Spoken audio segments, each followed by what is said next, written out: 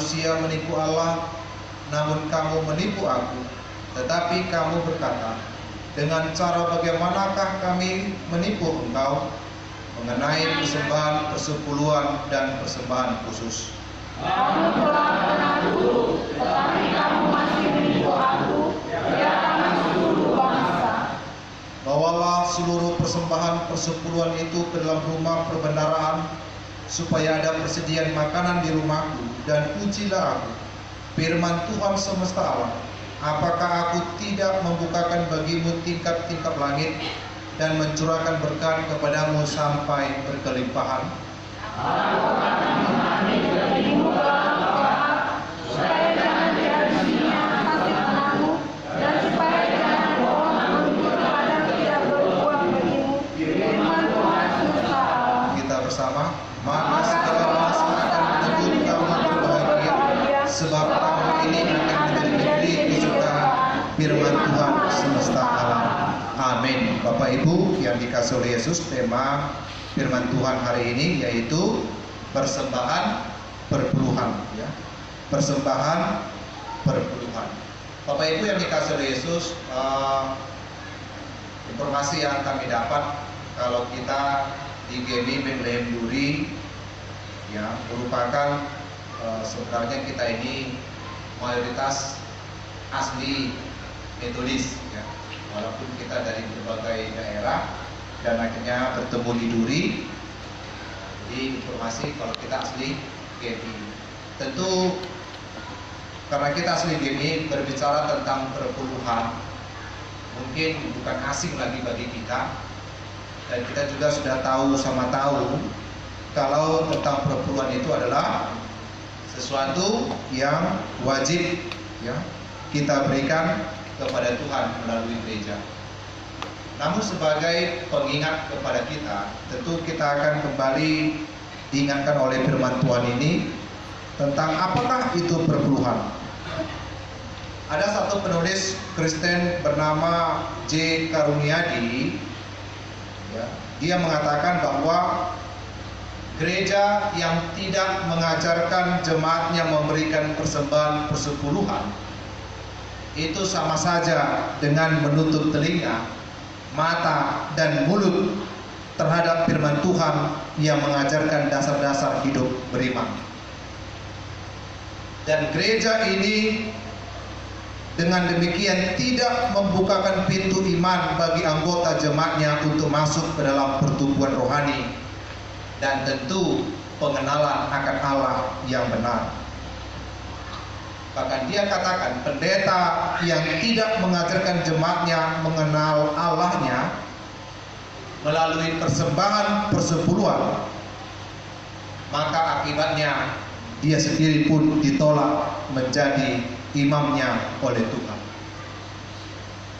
Dan J. Karuniadi juga mengatakan, jika berkat-berkat kita tersendat-sendat datangnya dan hidup kita terasa gersang, cobalah mawas diri. Mungkin hidup kita masih seperti orang fasik yang menghina Allah. Dan salah satu indikasinya adalah mungkin kita belum memberikan persembahan persepuluhan kepada Tuhan dengan setia. Jika kita telah memberikan persembahan persepuluhan, tetapi hidup kerohanian kita masih gersang juga, hendaklah kita bertanya, apakah kita ini telah memberikan persembahan persepuluhan itu dengan benar dan juga dengan hati yang tulus? Dan yang ketiga juga dikatakan Karuniadi, sebenarnya Allah tidak miskin. Langit adalah tahtanya dan bumi adalah tumpuan kakinya. Allah sanggup membiayai pekerjaannya di bumi tanpa memungut 10% dari penghasilan kita. Akan tetapi Allah sebenarnya ingin melihat anak-anaknya hidup berkecukupan, sedangkan permulaan dari segala berkatnya datang melalui pemberian persembahan persepuluhan. Tidak mungkin kita mengalami berkat Tuhan dalam bentuk apapun jika kita tidak memberikan persembahan persepuluhan. Jika perintah Tuhan tentang persembahan persepuluhan itu tidak kita patuhi, kita pun tentu tidak akan pernah menaati perintah-perintahnya. Ada satu pengalaman Bapak Ibu yang ditulis oleh Pendeta Yakob Hanjoyo Wijaya. Dia pernah bercerita dan mengatakan bahwa dia pernah menemui seorang ibu yang mengalami sakit selama beberapa hari dan sempat dia menamai di rumah sakit. Tapi anehnya ketika konsultasi dengan dokter mengatakan bahwa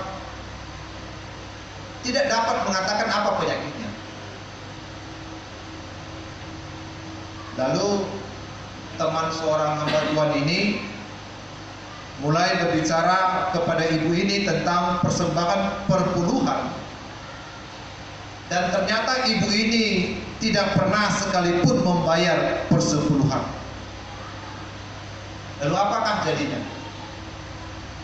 Setelah tahu persoalan yang dialaminya, maka ibu ini ke gereja dan mulai membayar perpuluhan. Dan ajaib sekali, puji Tuhan, ya, Tuhan pada akhirnya menyembuhkan penyakit dari ibu. Lalu Pendeta Yakub juga pernah bercerita sebuah kesaksian. Ada juga katanya seorang pengusaha muda yang baru belajar berusaha, ya, dan juga mulai bekerja. Ada rasa takut dan khawatir kalau usahanya ini tidak akan berhasil. Jadi maklumlah, apapun kalau kita memulai bisnis misalnya, ya, ada tentu kekhawatiran, apalagi yang namanya pengalaman pertama. Lalu Pendeta Yakub berkata, dia sebagai hamba Tuhan membimbingnya untuk mengerti kebenaran firman Tuhan. Lalu akhirnya disampaikanlah kepada pengusaha muda ini, ya, bahwa yang disampaikan yaitu tentang kebenaran firman Tuhan tentang persepuluhan. Namun ada pengalaman yang sangat lucu.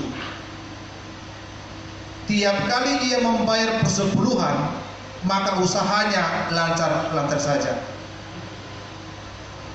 Tetapi kadangkala ia merasa sayang dengan uangnya sehingga ia tak membayar persepuluhan. Lalu dia bersaksi, usahanya mulai mengalami kemacatan.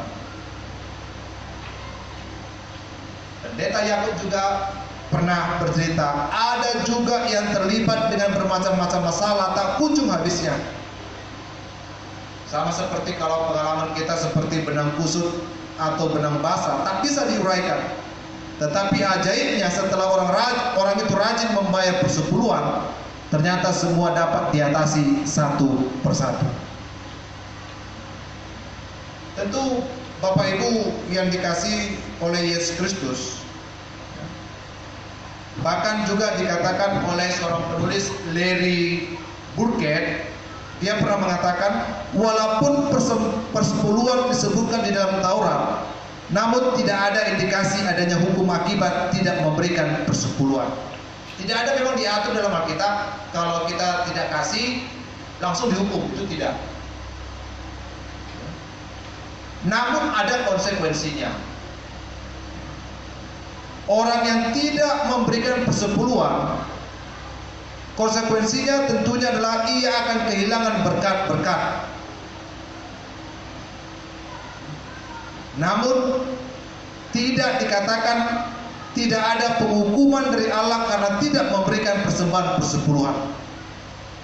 Namun yang pasti Bapak Ibu, upah dari memberi persepuluhan dijelaskan di dalam Maleakhi pasal 3 ayat 10 sampai ayat yang ke-11. Kalau kita baca itu, dikatakan di situ bahwa di mana Allah berjanji untuk mencurahkan berkat dan menghalau belalang pelahap, memberi persepuluhan seharusnya tindakan sukarela yang dilakukan oleh umat Allah.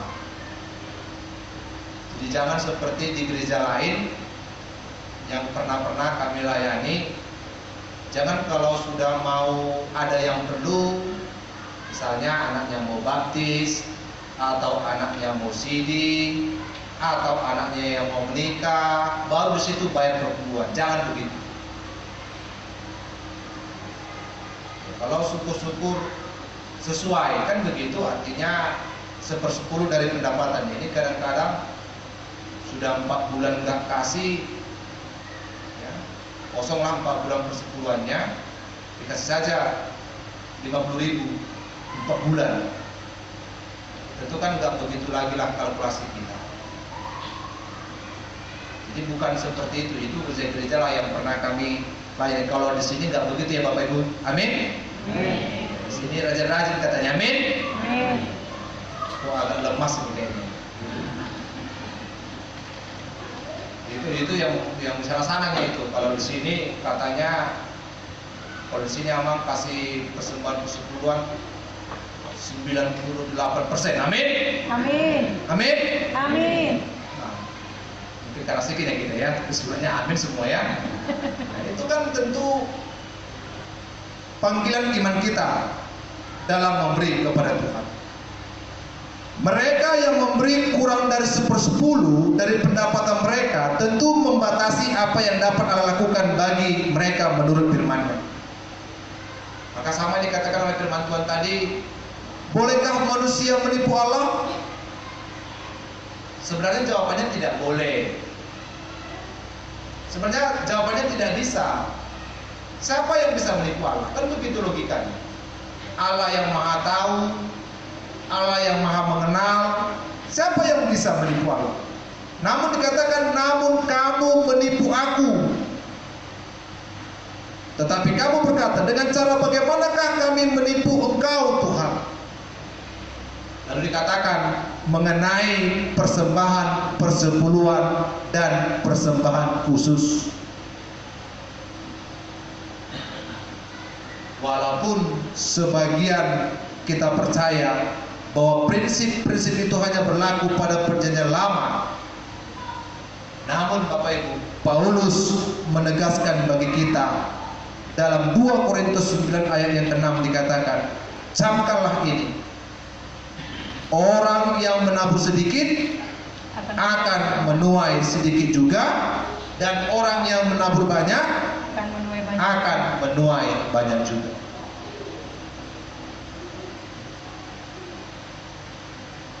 Lalu pertanyaan kita adalah, mengapakah persepuluhan itu penting? Bapak Ibu yang dikasihi oleh Yesus, prinsip perpuluhan itu tentu akan sangat cocok bahkan sampai sekarang dengan kehidupan ini. Namun banyak yang membuat berbagai macam alasan untuk tidak mengembalikan bagian 10% kepada Tuhan. Ada kadang-kala kita juga bisa mengeluhkan, ya, bagaimanakah mungkin saya bisa memberikan 1/10? Sudah yang COVID-19, kena PHK, ya, krisis ekonomi, beban pajak. Tentu kan ada yang kita keluhkan, ya. Sehingga itulah akhirnya membuat kita sepertinya terpuruk, lalu membuat kita membiarkan keadaan menghalangi untuk memberi, dan kemudian bertanya-tanya mengapa kehidupan mereka tidak bertambah baik. Bukankah Bapak Ibu, kalau kita pahami keadaan sekarang dengan dulu sama saja sebenarnya dengan orang-orang yang tidak setia yang hidup di zaman Maleakhi, sesuai dengan episode kita tadi. Sejak zaman nenek moyang dikatakan, kamu telah menyimpang dari ketetapanku dan tidak memeliharanya. kembalilah kepadaku, maka aku akan kembali kepadamu, firman Tuhan semesta alam. Namun Maliaki 3 ayat 7 sampai 9 mengatakan, ya, dengan cara bagaimanakah kami menipu engkau, yaitu karena mengenai persembahan persepuluhan dan persembahan khusus. Sehingga tentu Bapak Ibu, dalam hal ini tentu diajarkan kepada kita, ya, bahwa apakah 10% saja kita persembahkan kepada Tuhan? Ada kadang-kala kalau Bapak Ibu tahu artis Kristen Indonesia perempuan Agnes Monica, itu kalau dia memberikan persembahan kepada Tuhan, artinya bukan lagi dikatakan persepuluhan, dia sudah sampai mencapai memberikan persembahan kepada Tuhan itu mencapai 90%. Jadi pendapatan dia 90% dipersembahkannya kepada Tuhan melalui gereja, dan 10% yang dia pakai. Jadi kita tidak berbicara hanya sekedar 10 kan begitu kan? Hanya 10% saja, ya. Tentu melalui praktek-praktek sebagian gereja di masa kini yang begitu giatnya merangsang dan juga mendorong atau juga mengumpulkan persembahan persepuluhan itu untuk membangun gedung-gedung misalnya megah, maka tanpa sadar kadangkala banyak gembala sidang telah melantik dirinya menjadi pemungut cukai gerejawi. Dan siapa sajakah yang berperilaku demikian sesungguhnya sedang menghadang hukuman Tuhan dalam firman-Nya melalui Nabi Yeskiel. Itu dapat kita lihat misalnya dalam Yeskiel 34 ayat 24, ya, dan juga ayat 8 sampai ayat yang ke-10. Atau dengan kata lain Bapak Ibu, kita diajak untuk tidak terpaku sebenarnya pada angka 10%. Persembahan 10% saja sebenarnya kita mau katakan ini sudah melecehkan Tuhan. Tapi kadang ada banyak orang Kristen untuk memenuhi 10% saja pun tidak setia, kan begitu? Padahal kalau sudah memberikan 10% saja pun ini sebenarnya sudah melecehkan Tuhan. Mengapa dikatakan demikian? Kepada negara saja pun kita sudah menyerahkan 15%. Kepada negara saja pun kita sudah menyerahkan 15%. Yaitu pajak pendapatan. Lalu kenapakah orang Kristen sulit hanya untuk memberi 10% saja?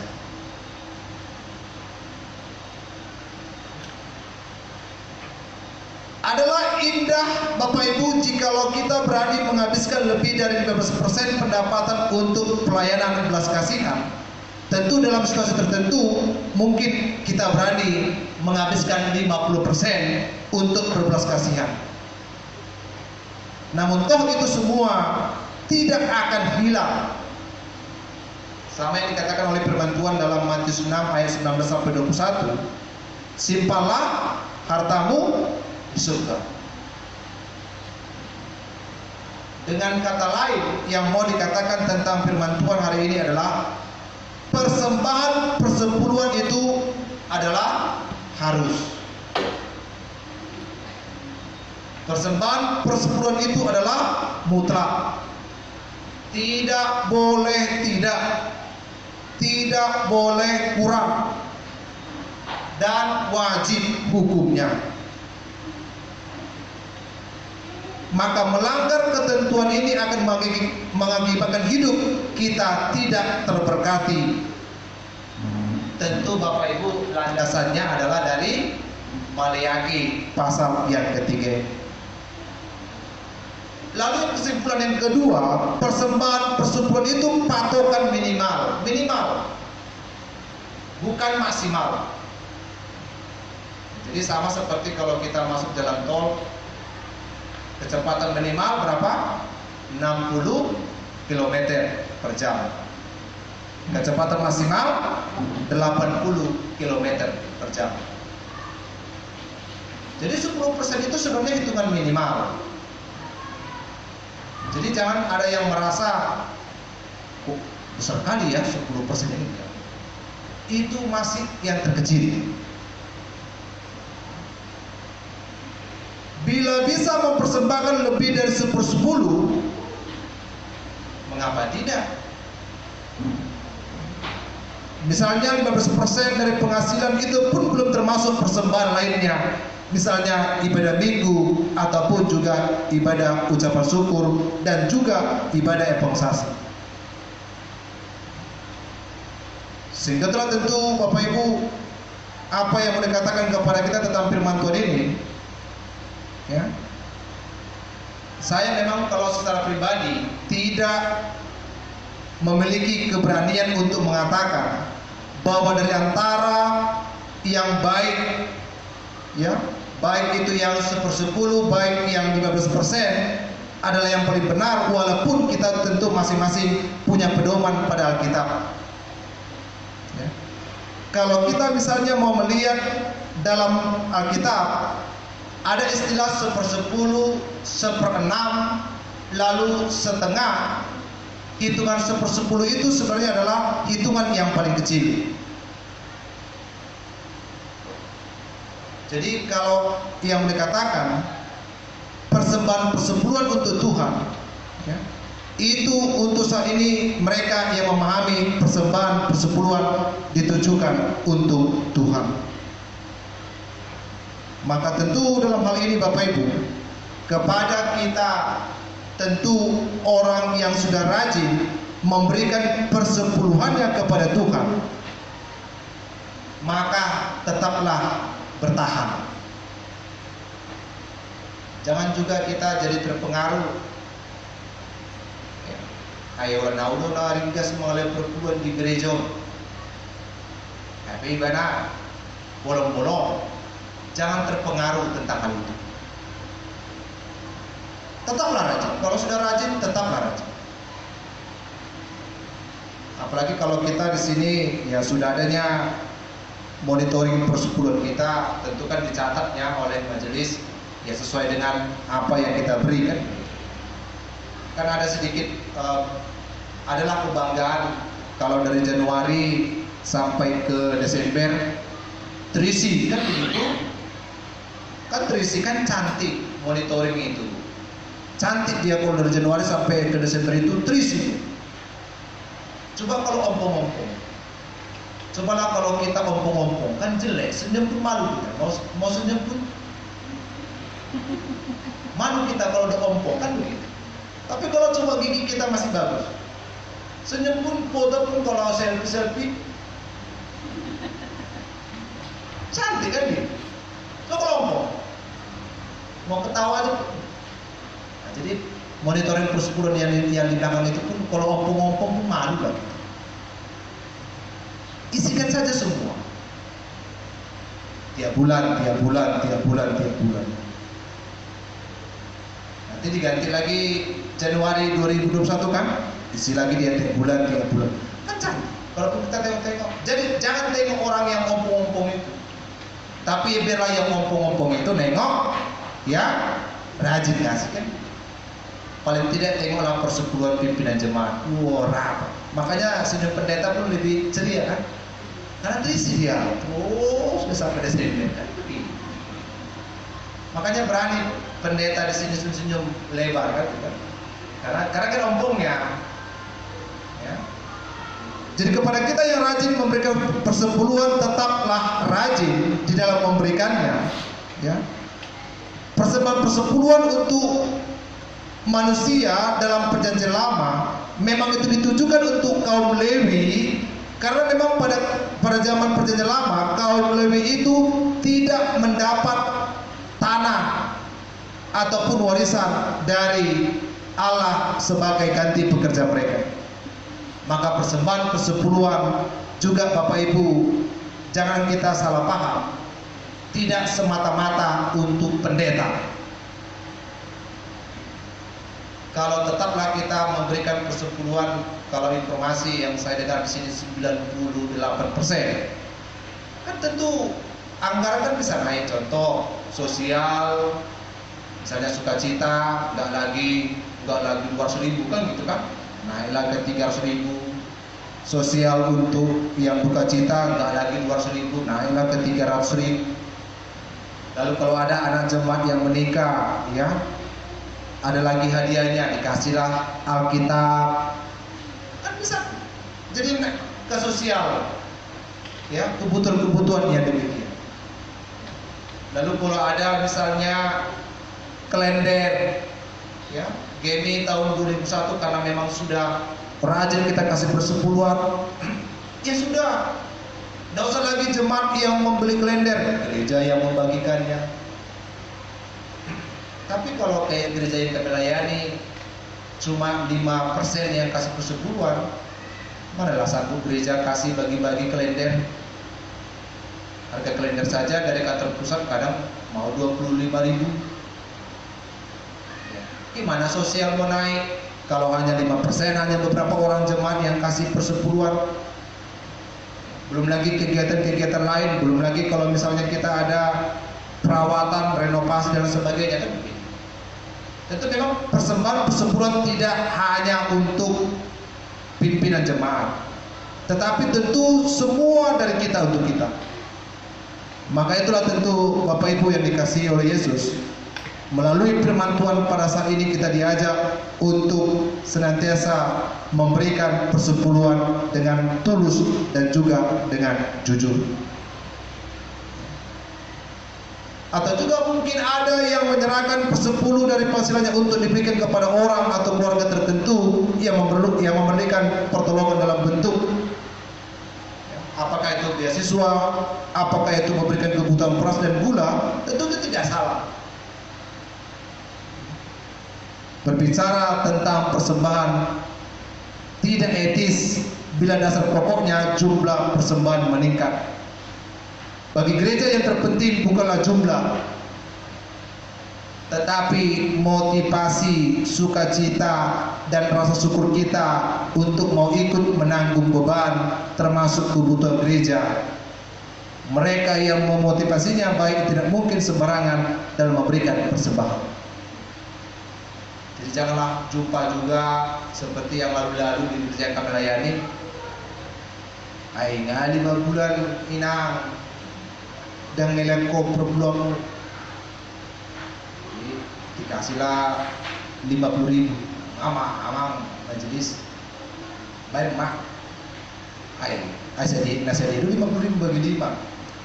Asal mak tulus, jangan alasan seperti itu kan.